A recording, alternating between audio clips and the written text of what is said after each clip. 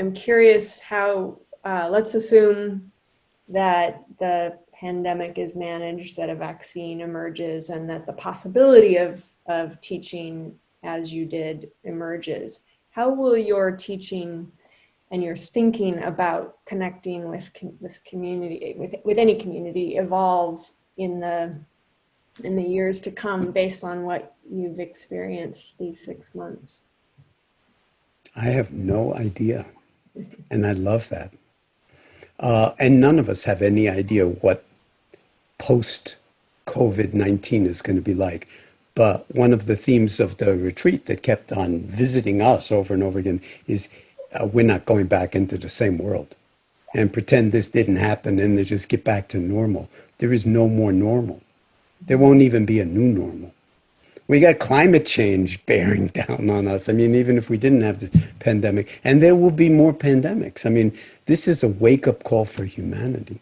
Mm-hmm. So I love that I don't actually know, and I'm not going to give you a kind of, sort of dime store answer to that question, because it's the not knowing that is kind of the heart of the meditation practice, mm-hmm. the willingness to just kind of rest in awareness and be the knowing and the not knowing. So that's another reason to not have continued the mitigation retreat beyond 13 weeks, that there's like, don't know what's going to happen now, but I needed to give extended period of time to my family without, other kinds of things, to whatever degree that was possible, mm-hmm. in these kinds of conditions that are going on much longer than any of us thought they would in the United States. Mm-hmm. And so,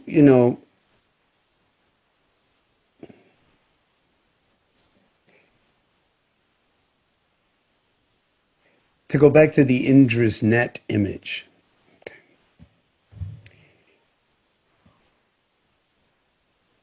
Zoom, the internet, has given us something. Imagine we didn't have it and it was the pandemic. Mm-hmm. What would that have been like? So we actually have migrated into a kind of digital universe that has a reach that was inconceivable like 30 years ago. Mm-hmm. If the pandemic had hit, the 1918 influenza, Spanish flu, so-called, there was no internet, barely telephone. Mm-hmm. And now here we are in some kind of interconnected alternate universe. And so we're at this interface. We've always been there, but this helped us wake up to it, between the analog and the digital world. And if you read Yuval Noah Harari, Sapiens and Homo Deus, and then 21 Lessons for the 21st Century, I mean, the technology and the science and the bioscience is bearing down on all sorts of elements that were inconceivable 50 years ago, but that may wind up transforming what we mean by being human and how we actually influence our own everything. I don't even want to go into the nightmare scenarios. Even the happiest nightmare scenarios are nightmare scenarios. And so for me, the aspiration, the hope, maybe it's totally diluted, is that before we give up being Homo sapiens sapiens, before we give up our analog humanity, we learn to inhabit fully our analog humanity and know the full range and extent of it. Mm-hmm. Okay, including what awareness is, what compassion is, how they function in a social network that is global, and where photos from satellites of the melting glaciers, for instance, why is that not as much an object of attention in mindfulness practice and the disappearance of the glaciers over time, or ice cores from Antarctica and all of this kind of stuff? That's as much a valid meditative, in fact, more necessary than our own breath.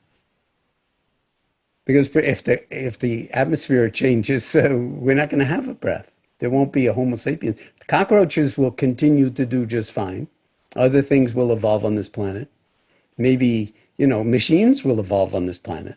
I mean, who knows? But if we care about who we are or what we have or however you want to frame it, then now is the moment. And so pandemic, post-pandemic, whatever, this is a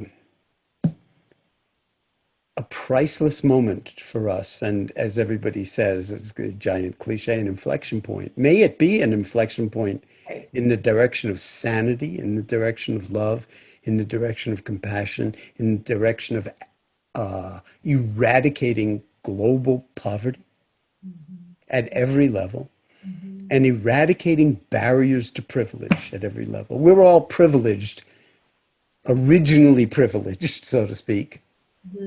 We're privileged to breathe the same air. It doesn't matter, like, you be a gazillionaire. You don't have special air to breathe. That may be coming too, bottled tanks of air, because you can't breathe the air anymore. The nightmare scenarios, the dystopias are like unbelievable, but this is it. This is our opportunity. And that's why I've been doing what I've been doing for the past 50, 60 years. Because I really want to tilt things in the direction of sanity, in the direction of wakefulness, in the direction of love, and ultimately in the direction of wisdom. Okay.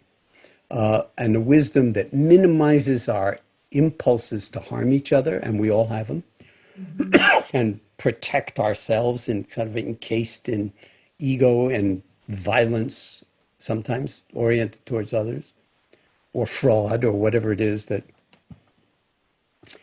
And so to minimize those very human impulses in ourselves, not just in other people that we project them out onto, and maximize how much your mother loved you when you were born.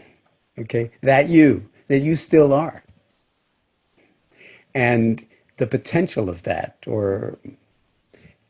and nurture that, because it evolves, it grows, it matures, and into what? We don't know.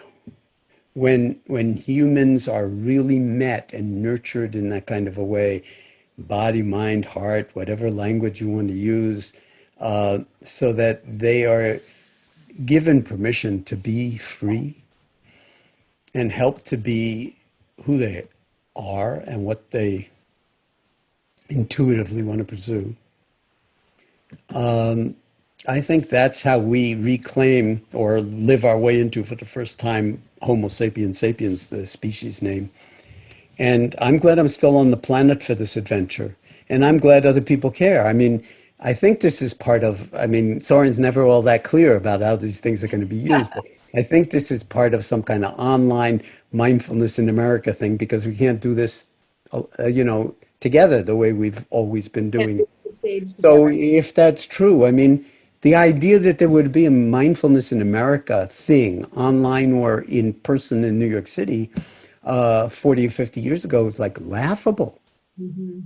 And even though there's a lot of hype and stupidity being associated with mindfulness, the essence of it is something that will take us thousands of years to grow into. But it's on the right path. And that's why I want to, sort of move it more and more in that direction. So to answer your question, I don't think, no matter how big a retreat I would lead in person, and I do, the retreats that I had to cancel in Europe and in the United States and in China and other places for 2020, they'll happen in 2021, or if not in 2021, 2022, as long as I keep breathing. But how big can the, stadium be for that kind of thing? And what would it look like if it wasn't a stadium? It's like we're in a stadium. We're in a global space that's infinitely bigger than a stadium. The important thing is not the venue. The important thing is the love and the commitment to come back to what we talked about earlier, the discipline. This is the hardest work in the world for us humans. It's not like, oh, just be mindful. By the time the next out-breath happens, you will do something to get in your own way and not be mindful. So this is really, really hard work, and we do have to exercise that muscle, and we have to work with the resistance and the suffering and the karma that is ours. Often we don't ask for it, I mean, often it's horrific, and often it is weighted towards the people who, far from being privileged, are absolutely, targeted for skin color or, or anything else.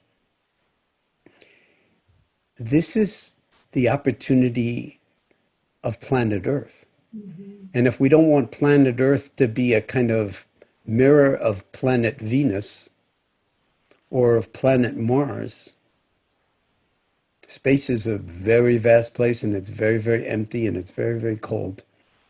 We need to take care of what we need to take care of, so to speak. Or as Suzuki Roshi used to say, the most important point is to remember what's the most important point.